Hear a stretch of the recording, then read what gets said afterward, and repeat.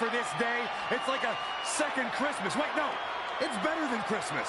This is the showcase of the Immortals. Welcome to WrestleMania!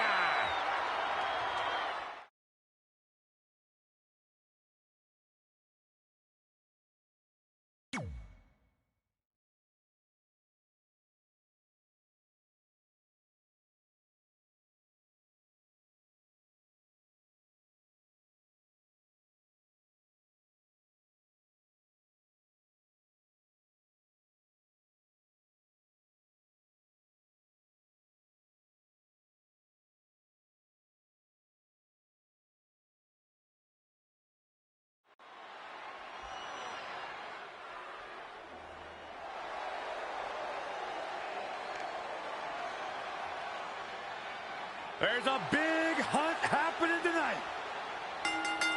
The following contest is an 8-woman battle royal. Making her way to the ring from Louisville, Kentucky, Sarah Logan. Brought up on her daddy's tater farm in Kentucky.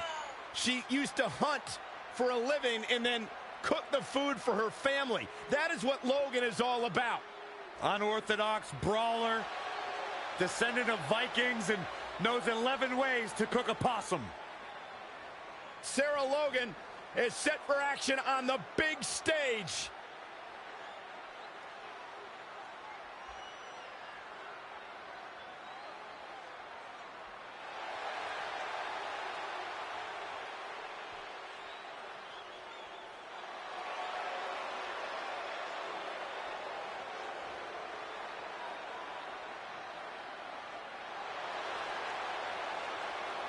And from Chemung, New Jersey, Sonya Deville.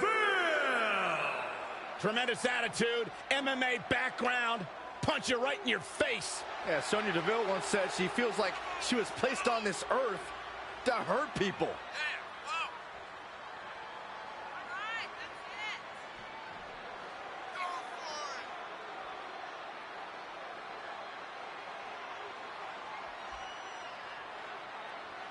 Sonya Deville, she's made history, milestone. She competed in the first ever Women's Royal Rumble match, Elimination Chamber match, even the WrestleMania Women's Battle Royal.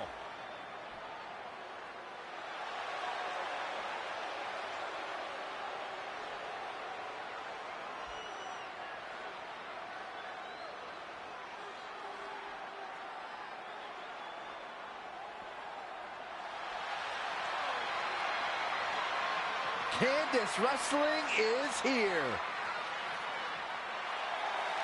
And from Anaheim, California, Candice LeRae.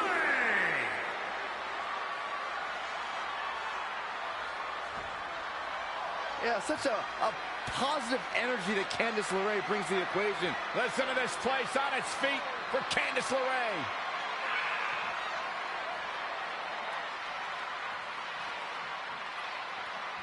You know, Byron, she describes herself as a modern-day Mighty Mouse. Yeah, such a positive energy that Candice LeRae brings to the equation. Listen to this place on its feet.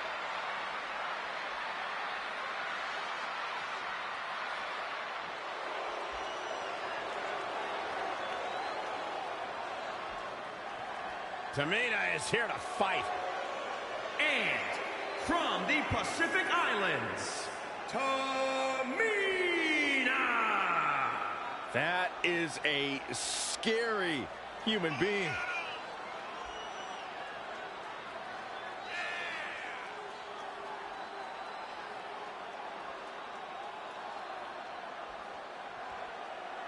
Byron, I think these women may be caught off guard a bit by this stellar crowd reaction they're receiving here. I don't know why, Michael. It seems like they get one of the biggest reactions each and every week. You'd think they'd be used to it by now.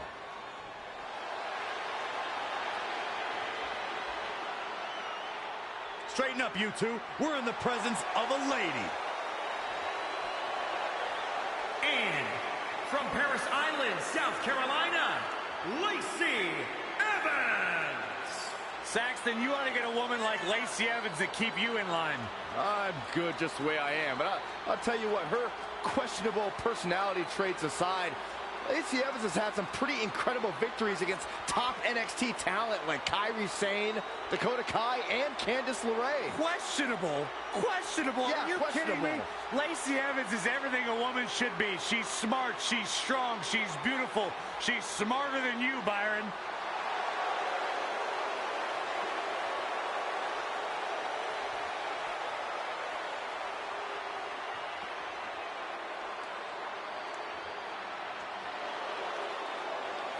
The Queen of Spades is on the big stage.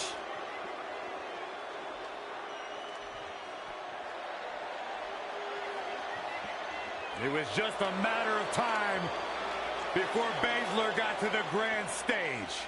And from Sioux Falls, South Dakota, Shayna Baszler. You know, some superstars get too consumed, too overwhelmed by the pressure and the scrutiny that comes with performing on the big stage. But when it comes to Shayna Baszler, she feels right at home. She'll punch you in the mouth and will never apologize for it. She'll make you tap out. She'll break your arm. She'll break your leg. She's the Queen of Spades. Dangerously proficient, ruthlessly ambitious, has no respect for the competition. And when you're this bad, why would you? Byron, go in and roll around in there with her. I want to see what she do to you. She turned you into a pretzel. I'll stay right here.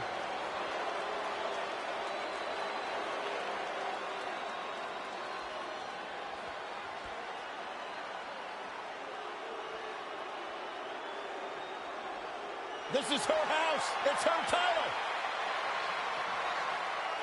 And representing Absolution from Norwich, England, one half of the Women's Tag Team Champions, Paige. To this day, Paige is the only person to ever simultaneously hold an NXT championship and a main roster title at the same time.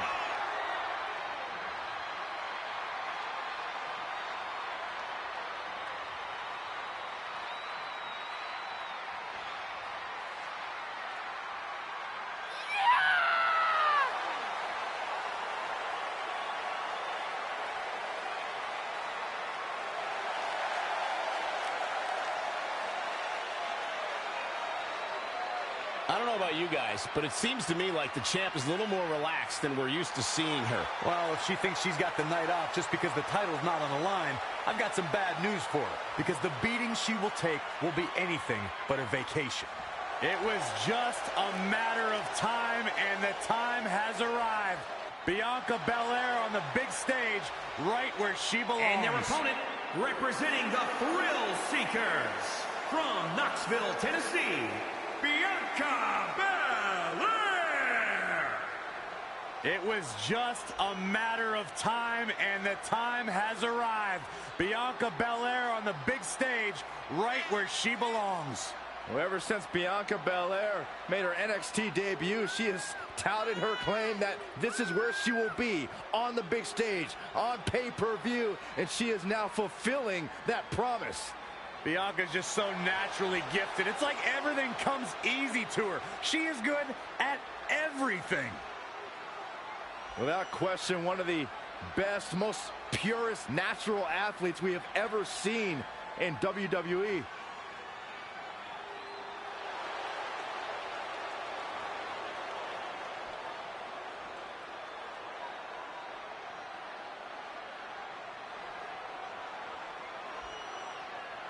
This is it, fellas. We're ready to get this thing started. And this arena has hosted everything from basketball to hockey to even the cross. But they have never seen anything like they're about to witness here in this matchup. Shot block. Ooh, well measured. Boom! She's in a bad way here. We're looking at a possible elimination here. This doesn't look good, guys. Well, that was some reversal by Tamina. Oh, I didn't see that coming from Sonya Deville. Powerful contact by Tamina Snuka. Had it scouted. Oh, nasty impact. Ooh, what impact. Ooh-wee. Knee lift. Boom, what impact. Could be trouble here, guys. And Paige manages to reverse out of that one. Harsh impact. Changes her fortune there. Elbow smash! Very precarious situation here. This is definitely bad news for her. This might just be an elimination, guys. Not going to be easy, though. Ooh! She scores big with the counter. Ooh-wee. Nice takedown. Using the elbow as a weapon. Lethal combination. And there's a takedown. Saw that one coming. There's a snapmare. And no luck against Bianca Belair there. Oh, man, by the hair. Single arm back body drop. That takes power. Gotta wonder how this is going to end, Byron. It's not going to be good. Now we have Tamina on the attack. Oh, what a punch. That's how you stop your opponent. Boom, what impact. Ooh-wee. Lariat. In the corner now. Look at Paige here. Ooh. Knife edge chop echoing through the arena. Kick right to the leg. That'll sting. Boom. KO punch. And Shayna Baszler evades that one. Finds a way to reverse. Teed off. Ooh, bullseye. Looks like we might get an elimination, guys. Tough spot for her to be in, guys. Yeah, this could be it for her, Michael. Big elbow. Forearm to the kidneys. Tamina Snuka just barely got out of the way. Belly to belly. Wow, that was impressive.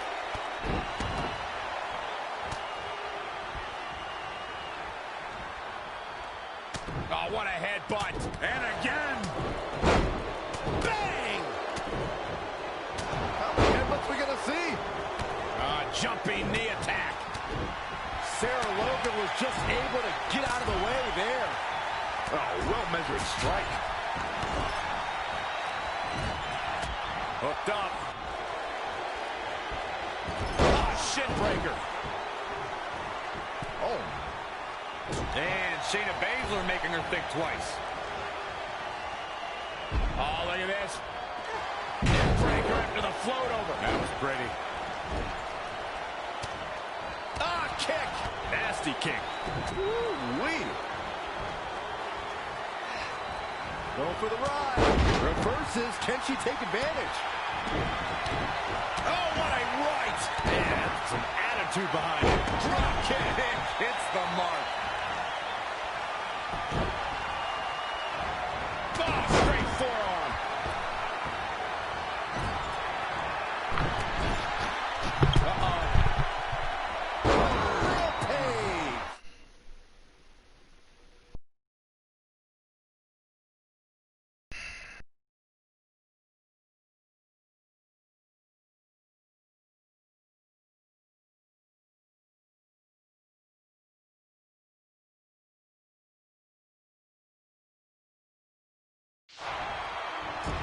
Trying for the elimination now.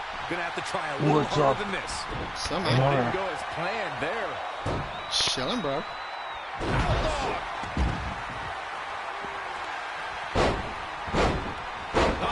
Watching some girls beat the fuck out of each other. Oh, nasty impact. Striking blow. The W is well in hand.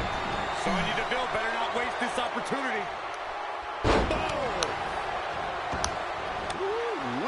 Here we go, guys. Elimination coming up. What a shot.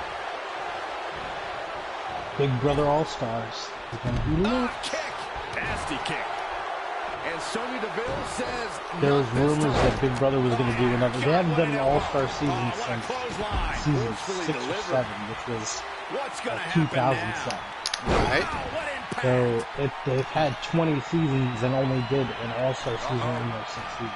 So there was rumors that last year was going to be an All-Star, and it wasn't. But it was still probably. It's the first season I watched in like 3 seasons. Right. Like I watched it. I watched the After Dark that comes on the Owl channel. Down to the floor. It's on. I think it's a Cox cable channel, but I can't remember who it's. I can't remember who it's Here's a few owned by. clips from the last match for us.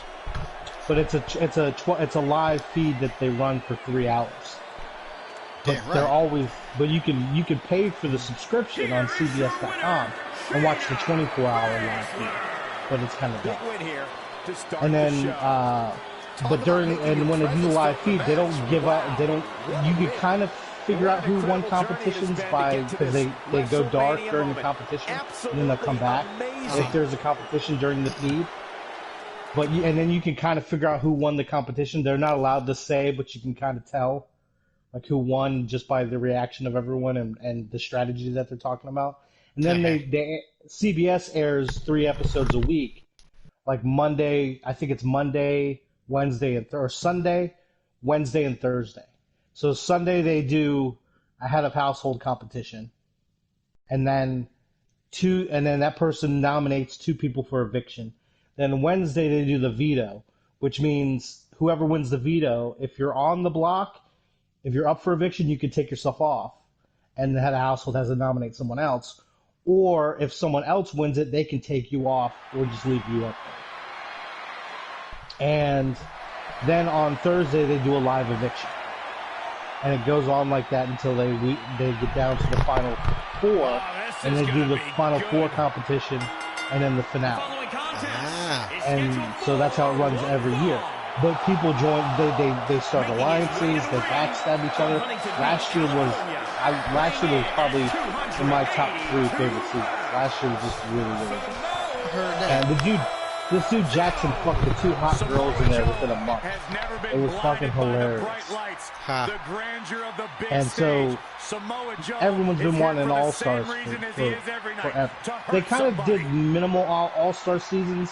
Like one season they did coaches, where like a quarter of the house guests were previous players that came in as coaches, and they had 4 coaches.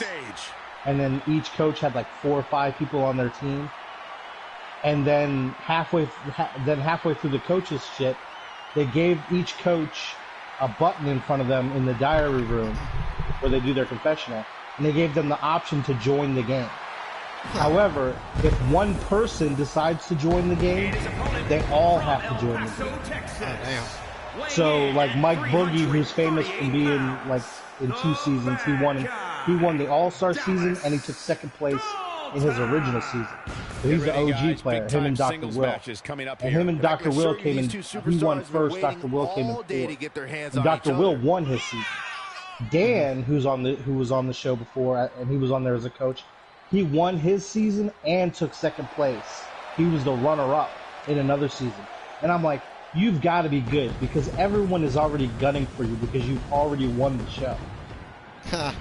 Right. Like, think about it. It's exactly like Survivor, except you're in a house, and it's, you know what I mean? Like the game strategy is the same. So if you go in there as a former winner, everyone's gunning for you, and he made it to the final. He made it to the final too, and he didn't lose by competition because they do a vote. They see what they do is the last out of the last 10 people, when they whittle it down to 10 people. The first, like, let's say there's 16 people in the season. The first 6 people that get evicted, they just go straight home. Sometimes they'll put them in a sequester, and they'll allow them to do a playback competition. Where, like, let's say they get down to, they eliminate 5 people. The 6th person that gets eliminated that week, Julie Chen will go, I have a surprise for everyone, and they'll say it's Mark.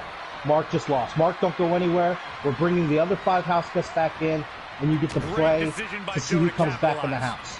So the first 6 people evicted will sometimes get to play back in to do a competition against the other people that are already evicted. So it's everyone that's been evicted, the first 6 people, play a competition to see who gets to come back in the house. And then they go from there again. So then in the final 10 people, out of the final 10, the first 8 that get evicted go into a jury house. So every week that someone gets voted off, they don't go home. They go into this like lit like mansion to live in. because they can't, it's just like a regular jury. They don't want them to be influenced by outside people, so they go into a sequester. So out of the 16 people, the first 6 get voted out, they go home, or they get a playback competition, and one of them comes back. Then, in the final 10 people, the first 8 to get evicted go into a jury. Then on finale night, the final 2 go up, they put them on the block, and then each person votes, and they do a vote. Huh. And so what happens is, or 7 people, because they can't have it they can't have a tie. So it's the 7. So it's out of the final 9 people, whoever's in the final 2, the other 7 each week they get evicted. They go into the eviction house, and then they come back for finale night and they do a vote. So when Dan lost, he made it to the final twice. He won his season, and then lost the coach's season, but only lost because he lost by 1 vote. So that motherfucker was 1 vote away from winning Big Brother twice. That's like winning the lottery and getting struck by lightning in the same week. Like, that shit's hard. And he did this one gangster move where he fucking just he knew this girl Danielle, who was on his team when he was a coach. Yeah. And then when they joined the game, she had this guy that she was kind of dating in the house. And Dan knew that he needed to get rid of him, but he kept him with Danielle just as long as he needed him. Then he got Danielle to put him up. Her own showmance, he got her to put him up, and Dan was the vote. And Dan said, just put him up, because if you put me up, I don't think that Liam is going to vote. He's going to vote me out. So if you put whoever her showmance was, you put him up on the block, he'll have to go up against Danielle and or Nina, and I'll vote Nina out. Well, he fucking backstabbed her. He voted her boyfriend out. So she's crying, and then he comes out. He knows he's toast. And he puts together this full speech about how he did this for Danielle, and he flipped it and made it all the way to the end. I don't know how he did it, and he was a former winner. So everyone's been wanting the All-Stars. So last year was a rumor that it was going to be an All-Stars. It wasn't. This year was a rumor that it was going to be an All-Stars, and it originally wasn't going to be. But thanks to the coronavirus, they couldn't bring in. It's good for something. Right, they couldn't. They didn't have the time to bring in new people. They couldn't do, like, think about how many people show up to a casting. It's like a real world casting. Yeah. Thousands of people are going to show up to these different venues. They do them in like if they had one here, they do it at the convention center. Yeah. And people would line up and they'd go in and they'd do interviews, and you make it through different stages. Because I did the real world casting call in Tampa, and I made it to the group round, which was like the third to last round. The group round, once you made it past the initial interview, then you made it past this next part. Then they put you in groups, which each former cast member from the previous season. So it was a New Orleans cast. Question: if you actually make it to that shit, do they reimburse you for not working, or like? Well, Big Brother does. Big Brother, you get a stipend. You get a weekly stipend. So you get some, like, first place is $500,000. Yeah. And second place, I think, is like $100,000. Because that would be my only thing. Is like, man, can I make money to pay bills while I'm doing this? You know what I mean? When I thought about that, I'm like, that's shitty, because if you don't make it to the final 2, you don't make any money. Yeah. But it's not true. They get a weekly. I found out last year by watching the feeds, they do get a weekly stipend. Okay. It's not much, but it's something. Like, they might walk away with like a couple grand. I mean, essentially, if you start to pay for about 6 months worth of bills, just in case. Well, I think it lasts 3 months. Oh, 3 months. Okay, well, Roughly 3 months worth of bills, which is feasible. It starts at like the end of. Normally, it starts at the end of June, the first week of July, and it goes to the second to last week in September. That would be like just put my part of. Yeah, that's feasible. That's feasible. Okay. Josie Jane got her start. And then so, depending on the ratings, I think some seasons they do it by the ratings. Yeah. But like especially if they do like the first 6 that get evicted. On that night, the 6th person gets evicted. She comes back with a surprise and says, "All right, Chris, don't go anywhere. You're gonna face the 5 previous evicted house guests to see who gets to come back in." So they don't do that every season. So I think the seasons that they do that on are the seasons that are getting really good ratings. Yeah. Because it extends that season by a week. because that person that got evicted, let's say they win, they come back in the house. So it's like that week that they got evicted didn't exist. You see what I'm saying? Yeah, yeah. So it's like if I won the head of household and I nominate you and someone else, and we vote you out, that's one whole week. But that same night that we vote you out, Julie Chen goes, "Hey Jack, we're gonna let you play against the previous. We have a surprise. We didn't send home the previous 5 evictees. They're gonna come and play a challenge and see who gets to come back in the house. And you play that challenge, you beat the other previous 5 people evicted, and you're back in the house. It's like the week that we nominated you didn't exist. Yeah. And it fucks up the person who's had a household because they can't play in the head of household. When you win head of household on Sunday, the next week's head of household, you can't play it. She's enduring some damage. The only one that you can play back-to-back head of households is, I think, the final week. Wow. So like the second to last head of household, if you win that, you're playing in the final head of household because it's the finale. So like that week that we evicted you, it didn't exist. So let's say you win head of household now. So you went from being evicted to playing your way back in. Now you're head of household. Who are you going to nominate? You're going to nominate the fucker that voted you out. That put you up. So that person's pissed because their whole week was a wash. Right. Because you pretty much, unless you're in a good alliance, you'll make enemies every week because you have to nominate people. Yeah. Gotcha. And put people up for eviction. So if I put you up and you play back, you get to do a playback, and you win and you come back, you didn't even leave. That's crazy. You know what I mean? Like, you got voted out that night, and then they do a surprise play-in game with the previous evictees, which you didn't, and the house guests don't even know. Yeah. The house guests don't even know that those previous 5 evicted house guests have been in sequester. So they bring them back, and everyone's like, oh shit. Like, now, like, the game basically restarted, and your week that you got evicted, or the week that I put you up and evicted you, is now just, it's a lose-lose situation for the head of household. Right, Because now next week, they can't play in the head of household competition, because they just won. So now the person that they evicted is playing for head of household, and they don't even get to play. So if that person wins, you're basically fucked unless you can maneuver a way to get them to not nominate. Yeah. What made last year so good was there was 2 house guests. One was this girl Jessica, and one was this dude Tommy. And when the season started, they bring everyone in the house by 4s. But I think there's 16 people normally. So they do a draw because you want a good bet, because they have like when the season first starts, there's only like 4 rooms of 4 bets, and each room is better than the other. Or like I think there's like 2 rooms that are really good, one that's kind of mid-grade, and then the 4th room is like you're sleeping on a fucking army top.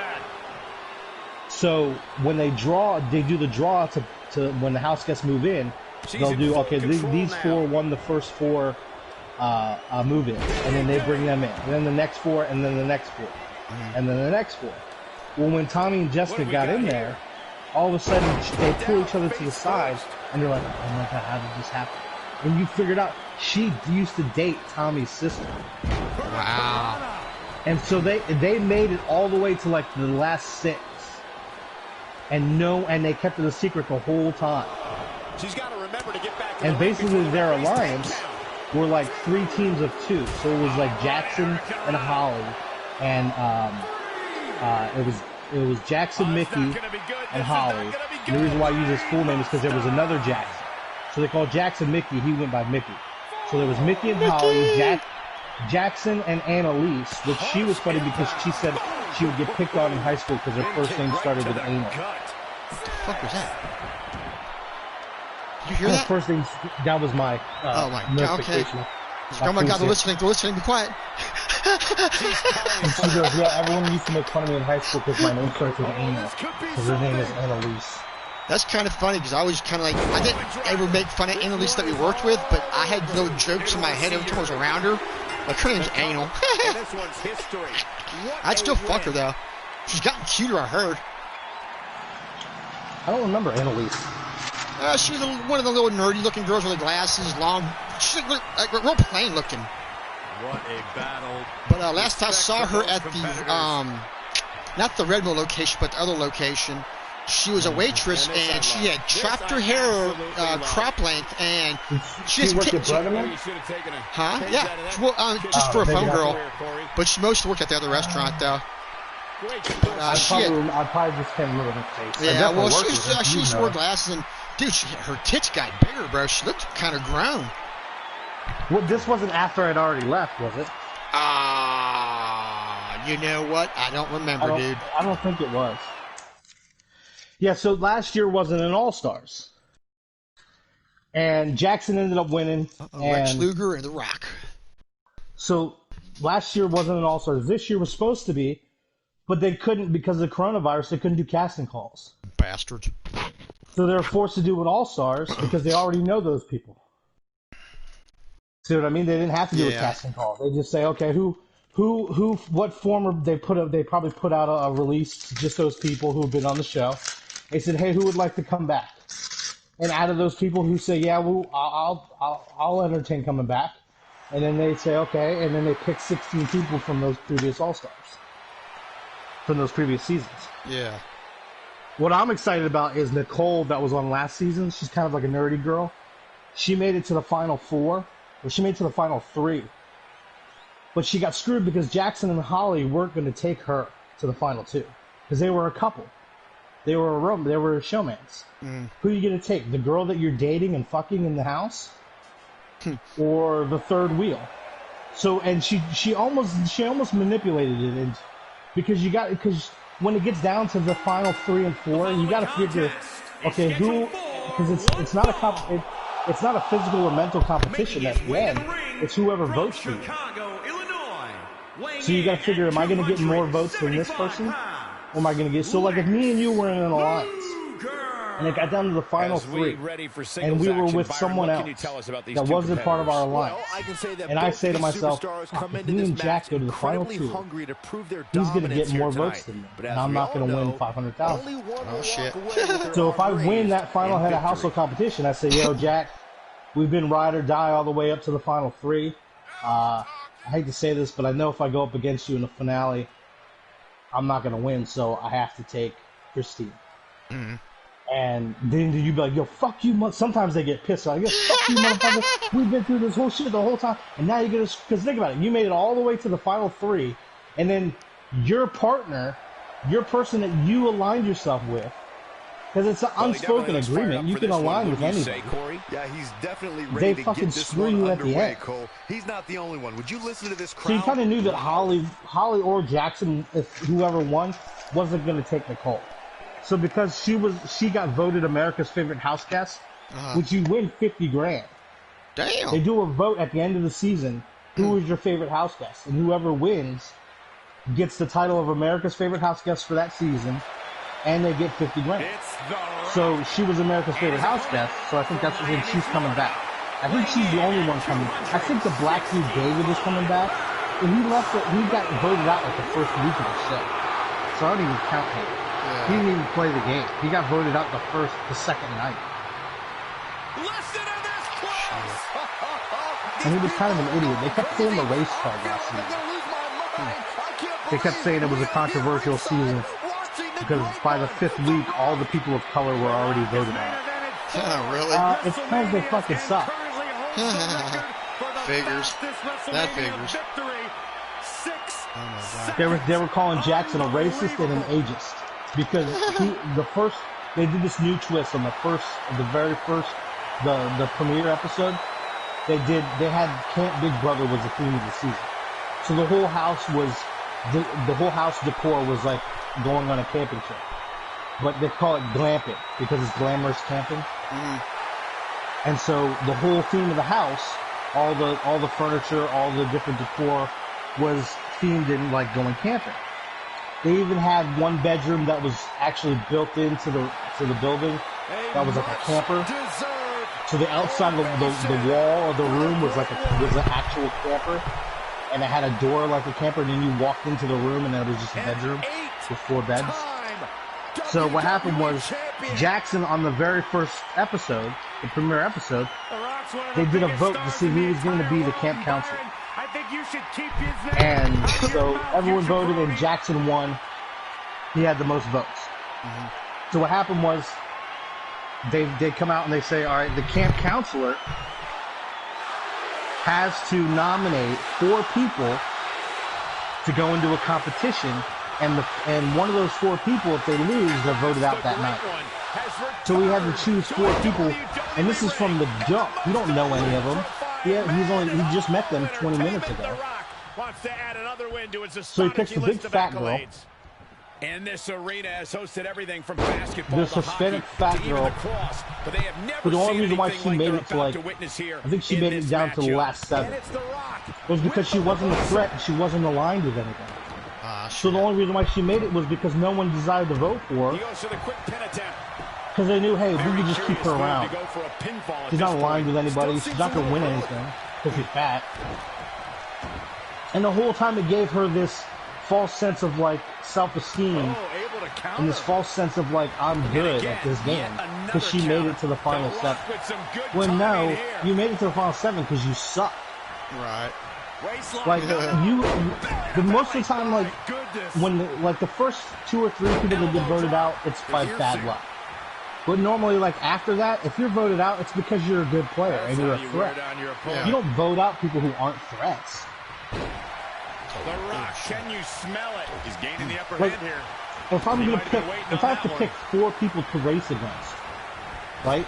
Oh, and a wicked close And my line. choice is fucking Usain Bolt, a granny from Arkansas that's fucking 82 years old, And it's The a Rock fat obese with kid the who's like reversal. 20, who can't fucking walk to the kitchen, Nice amateur takedown. a fucking nerdy girl who all she does is fucking read books, and some hot chick that wears high heels. Who am I going to vote out? I'm going to vote out Usain Bolt. Maybe in a bad way. I'm gonna throw in some crack Shitty. cocaine in there, bro, because Take some I damage guarantee you, any one of those people smoked some crack, they will outrun Usain Bolt. But what I'm saying is, I'm gonna vote out the shitty. I'm gonna keep the shitty people because I can beat them. Give them some crack, bro. They out. You know what I'm saying? Because look, bro, like look, man, if you beat Usain Bolt, you get all the crack you want. Boom! That nigga's gone. I'm telling you, gone. He be So I'm gone. not gonna keep the good people so they can beat me, unless they're in alliance with me, and that's where the alliance comes in good. Because if you align yourself with someone else that's really good, No way he goes out like that. there was a run where Jackson and Holly were so good at competitions, Jackson would win one. Then he couldn't play the next week because once you're head of household, the next week you can't compete. So Holly would win. Then she couldn't compete in the next week, but then Jackson would win. And there were a couple. So they voted out. They got like 4 or 5 people out of the house 5 weeks because they couldn't win. And that's where it comes in with to have a good alliance or a good partner, because then you just keep winning and voting people out. He's not giving up that easy. So Nicole got kind of screwed, so they're bringing her back. Yeah. Rock bottom. Ooh. He's got his best. There was one season of Big Brother that was really, really fucking good, where they did a twist where, and no one knew it, not even the audience. Yeah. They had a girl in the house, and what they did was she had a identical twin sister. So every day of the show for Big Brother, the sister would start out in the morning. One sister would start out in the morning, and then by midday, she would go into her, because they do a daily like diary. They go in the diary room and they do like a daily confession.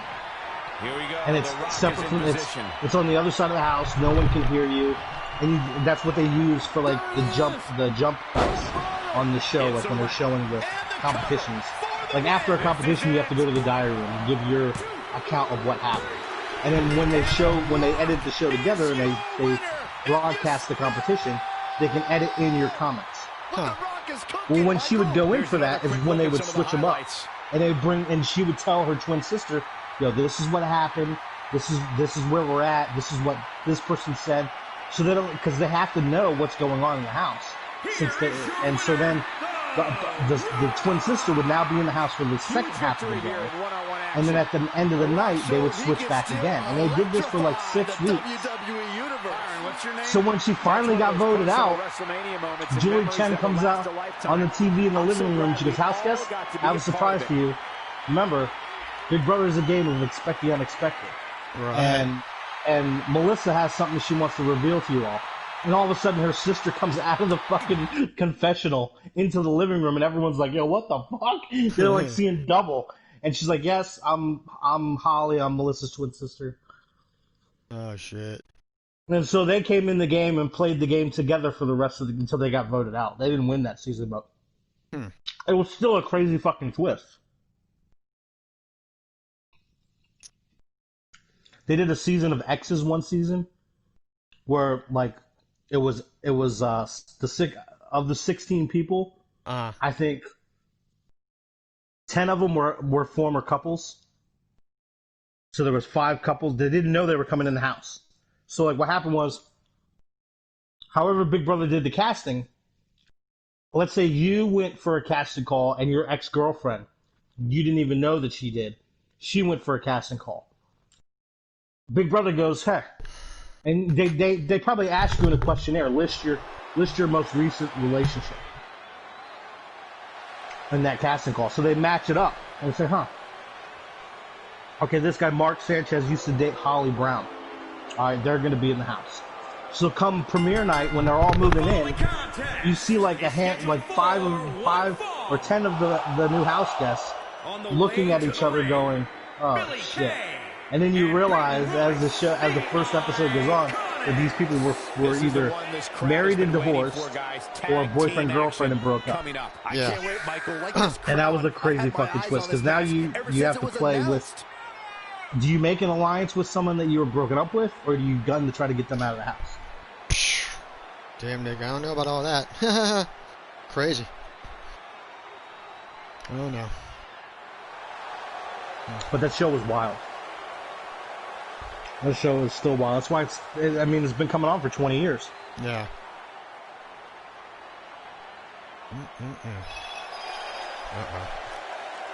The only other reality show that's probably my favorite.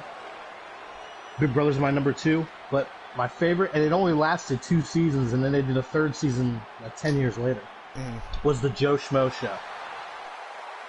That was a parody of a reality show where they took like 16 house or like a dozen house guests, and one person is the schmo.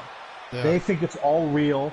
They think this is a real reality show, and the whole show is tailored around them. And the other 11 house guests are all actors, and they're each given like a stereotypical reality show character. So you have like the crazy black girl, you have the messy roommate, you have the best friend one, you have the old war veteran, so you have like a 60-year-old guy in there. Yeah. You have the mom of the house, you have the slutty girl. So each person, and Kristen Wiig was actually in like the 2nd season as a house guest, as an actor, as a character. I didn't know that until I looked it up later on, like how Kristen Wiig got her start. It came up on something. So the original Joe Schmo, what would happen is this one guy thinks it's all real, and the other 11 people are all actors. So what would happen is every morning when he would go to do his diary confessional, they would all meet in the production trailer and go, "Okay, this is what we need to do today." They would basically map out they're from A to B, and everything in between didn't matter as long as they got from A to B. Yeah. So like if that day's goal was to make the I can't remember who the schmo's name was. We'll call him Schmo. To make that schmo win the competition, and for let's say the slob of the house to lose, they had to make it to where all that stuff happens, but it doesn't matter how they accomplish it, as long as that happens by the end of the episode. Right. So it was scripted, but the way they got to the final solution of every episode was because they always had issues. Like there was one where so the best friend of the house, this guy Brian, his character was the best friend in the house. So Dan was the schmo. They actually planted him when they knew that he was going to be the schmo. They planned because they had him come back for a second casting call. In that second casting call, they already knew they were going to select him, but they took that actor, Brian, and they put him in line with him. And he talked them up. So when they got to the show, when the schmo came in, he remembered Brian from the line, from being in line at the casting call. But Brian was a plant. He was put there in the line on purpose. Yeah. So when they got to finale night, everyone's revealing it to him. Oh, and they used to do this funny-ass thing when they evicted someone. Your picture was on a plate.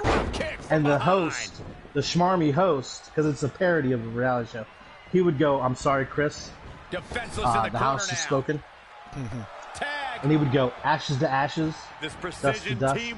Chris, you're dead." And he would take his plate and throw it in the fire. That's great. Looking to make a much needed tag here. I want to step outside with a quick smoke, dude. I'll be right back. A whole new match here. She fails to make the tag. Talk about getting denied at the worst possible time. Trampling the opposition. Comes in off the tag.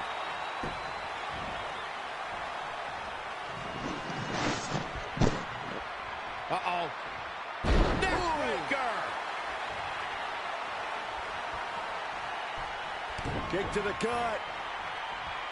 Boom! DDT. Hoping to make a tag here. It sounds like there are a lot of people here tonight hoping for the exact same thing. Dominating cross-body.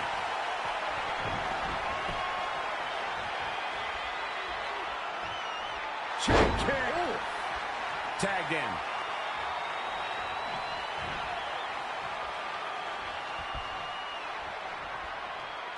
What a forearm.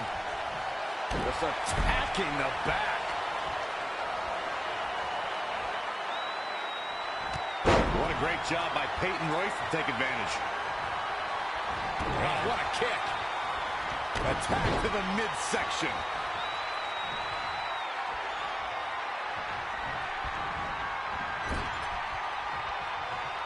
Wasn't expecting that.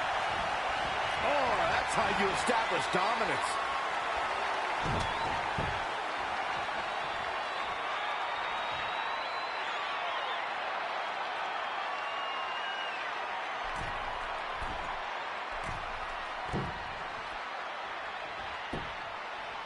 What a boot!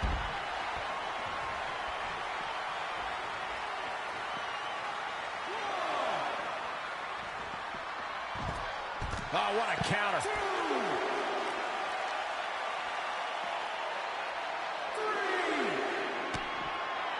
Lights out. DDT connects.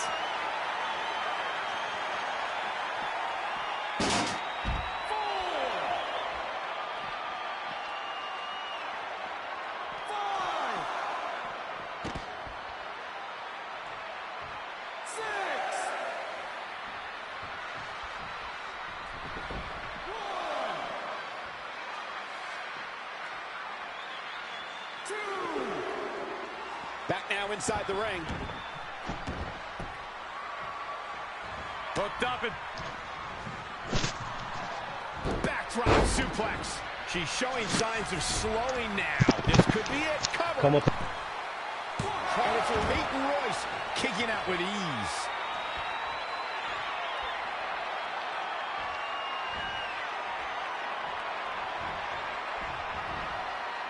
down with a face buster.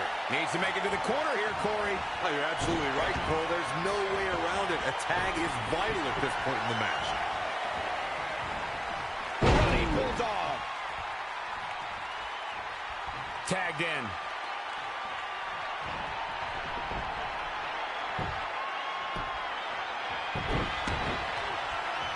In off the tag.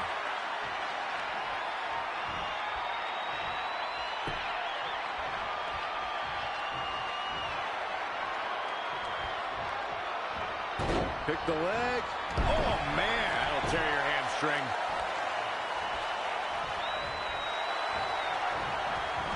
What a great job by Peyton Royce to take advantage. And Peyton Royce is fading. Or pump handle. Pump handle coming. Gets the tag.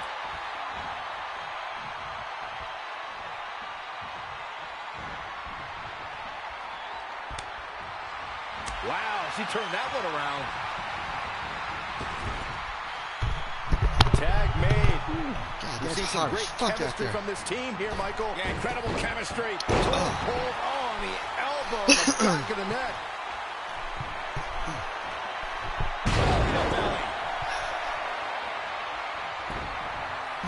Penny in predicament.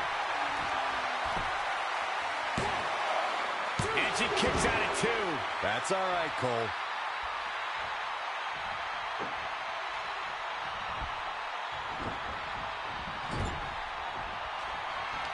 This has been such a back-and-forth matchup. She looks like she's willing to do anything to end this thing. She may have to.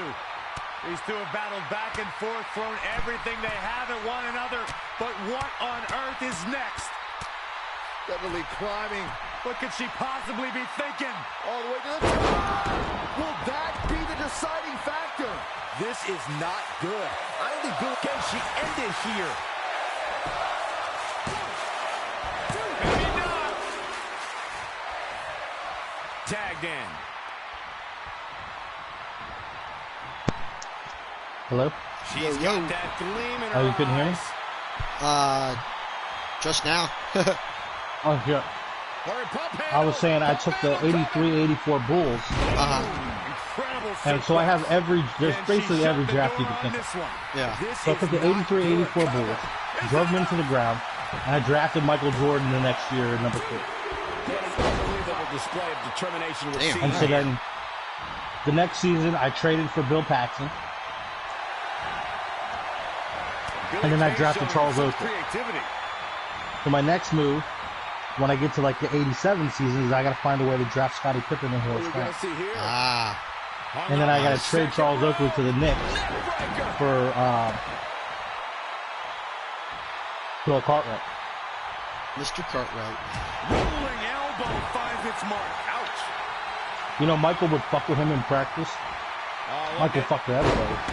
I wish they would put this in the documentary. She's taking on quite a bit of damage. There's a here, story guys. Michael Jordan She used to doesn't find fuck a way with to make the Bill tag soon. Cartwright, because This Bill one might be Cartwright over. would always be hurt. Never really injured.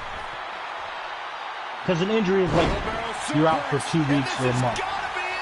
Hurt is you're playing with like a sore elbow and you might miss one game Right. here and there. The next week you got a sore lower back and miss another game. So Bill Cartwright was always hurt. And so Michael Jordan would fuck with him, because that's the one thing about Michael Jordan that makes him the greatest of all time and way over LeBron James. It's because the modern NBA is load management. Michael. They don't players try to limit their minutes, and sometimes they won't play a game here or there. Right. You might play 10 games and they'll sit you for a game. Michael Jordan's his whole mindset was, I'm gonna give the best. I'm gonna give 150% every night I play, because there's somebody in the stands that came to see me play that's never seen me play before. Oh, nothing fancy about that. You hear me? Yeah.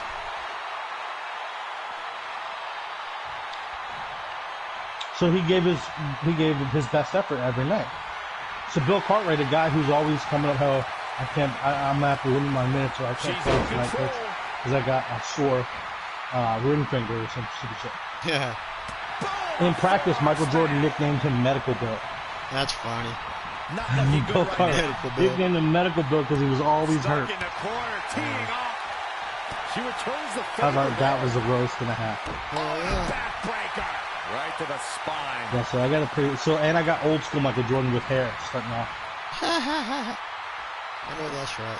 amazing And because you can reflexes on import display. player DNA, Oh, what a kick. once I get to like the 88 season, you can import player DNA, and you can import their attributes and their physical appearance, or you can just And it's Billy upload their Kay physical shows some appearance, agility. or just keep their physical appearance you have, and just upload their new attributes. Right. So what I'm going to do is I'll keep Jordan's attributes, and I'm going to upload his new physical appearance when he got older. And Peyton Royce is fading fast. Shoulders down. And there's like 3 different ones. There's young Michael Jordan with hair. Very admirable There's a little bit performance here, lengthier. but you have to Then there's wonder if she's goatee risking Michael Jordan. permanent injury. from like the early 90s and on the Olympic team when he wore his goatee. And then there's old head Michael Jordan where he's a little bit bulkier. Right, yeah.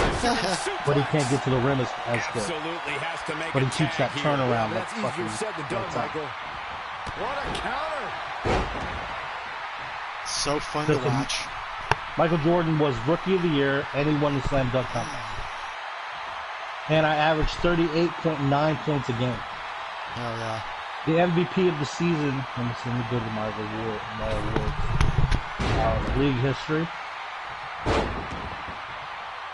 Magic Johnson was the MVP the last 2 seasons, which is about right. Rookie of the Year was Michael Jordan. Sixth Man of the Year was Steve Signac. She goes for the cover. Defensive Player of the Year was Sidney Moncrief, which is about right. He won Defensive Player of the Year a couple times in the league. And then Mark Eaton was the Defensive Player of the next year. Damn right. Most improved player was Michael Ray Richardson of the Nets, and then Buck Williams of the Nets. So the Nets had, for the past 2 seasons, had the most improved. She's got nothing left, guys. First team All-NBA was Moses Malone, Adrian Dantley, Larry Bird, George Gervin, and Magic Johnson. The next season, Moses Malone, Bernard King, Adrian Dantley didn't make it, Larry Bird, Michael Jordan, and Magic Johnson. So he made the NBA All First Team his season. The All Second Team had Clyde the Glide, John Stockton, Clark Kellogg, Purvis Short, and Hakeem O'Brien. Previous season was Isaiah Thomas, Clyde Drexler, Dominic Wilkins, Bernard King, and Kareem Abdul-Jabbar. Third team, George Gervin, Isaiah Thomas, Sturry Bailey, Kevin McHale, and Joe Barry. Yeah. The first season I started was Nate Tiny Archibald, Otis Birdsong, Clark Kellogg, Kevin McHale, and Ralph Sampson. That's the All-NBA third team. All-NBA defensive team, first season. Mark Eaton, Larry Bird, Larry Nance, Isaiah Thomas, Sidney Moncrief. Then Mark Eaton, the second season, Mark Eaton, Kevin McHale, Larry Nance, Isaiah Thomas, and Michael Ray Richardson. Second team defense, Jordan, Maurice Cheeks, Julius Erving, Larry Bird, Ralph Sampson. First season was Magic Johnson, Maurice Cheeks, Kevin McHale, Moses Malone. All rookie team. Now here's an all rookie team for you. This is how good that season was. And it's funny because one of these guys that made the all-rookie team, I think it's hilarious. Sam Bowie made the all-rookie team. Changes her fortune there. John Stockton, Hakeem Olajuwon, and Michael Jordan. That's the all-rookie team. Those were the top rookies in the league. Michael Jordan, Hakeem Olajuwon, and John Stockton. Damn. She steers clear there. That's a rookie. That's a fucking draft right there. Okay. Those 2 players in the same draft. The next year's draft, I was thinking about going against history and drafting Patrick Ewing for the fucking Bulls. Focusing on the head here. So he's on the Knicks. So right now I'm in the off season. This draft, I think this year's draft was Charles Oakley. I'm about to run the season, and then once I draft Scottie Pippen and I get to like the years against the Pistons, I'll start playing. I know that's right. The Pistons right now are fucking insanely good. They just lost in the finals to the Lakers. There's a crucifix. Nicely Actually, let me done. see who won the championship last 2 seasons. League history. So Billy Kay showing such the creativity. Lakers won against the Celtics 4-1. Oh, it didn't go as planned there. And then last year was a fluke. It was the 76ers and the Trailblazers. In 7 games, the 76ers won. And I think the only reason why Portland beat LA in the conference finals, I remember that. They beat the LA Lakers in 6 games because I think Magic got hurt. Right. And the 76ers were the #1 seed, so I'm not surprised they won the championship. I think they faced the Celtics or the Pistons in the conference finals.